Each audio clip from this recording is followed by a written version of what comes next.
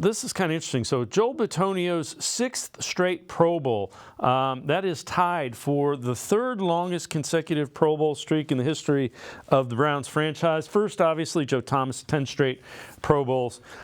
Jacob, when you're getting into the 6, 7, 8 realms of consecutive Pro Bowls, you're starting to talk about gold jacket kind of status. And I think Joel's kind of, it's always so hard to especially with guards.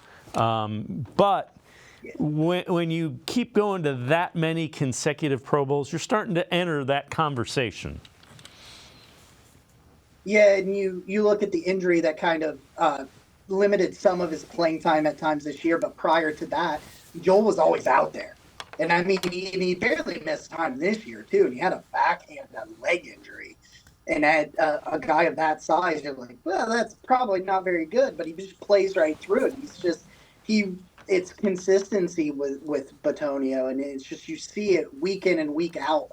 And, a couple of years ago, I had a conversation online with a couple of people that cover the Steelers talking about how hard it is for guards to get in. And they're like, well, Joel doesn't have, you've got to have all these first team all pros. And then, prior to this, he gets back-to-back first-team All-Pros, and he starts getting those accolades, and you're starting to talk about it. It's like he doesn't commit penalties when he's out there. He's not ever really feels like he's hurting your team, and you know what you can get. So for me, I thought a couple of years ago, after the last 3 years, for me, I think he's right there. Like you said, it's really hard with guards, offensive linemen in general, just because you can't really point to, oh, look, he has the most touchdown passes, and, things like that. He doesn't have those kind of statistical numbers to point to. But I think a Hall of Famer for me on the offensive line is a guy that you know what you're going to get week in and week out. I feel pretty good about that with Joel.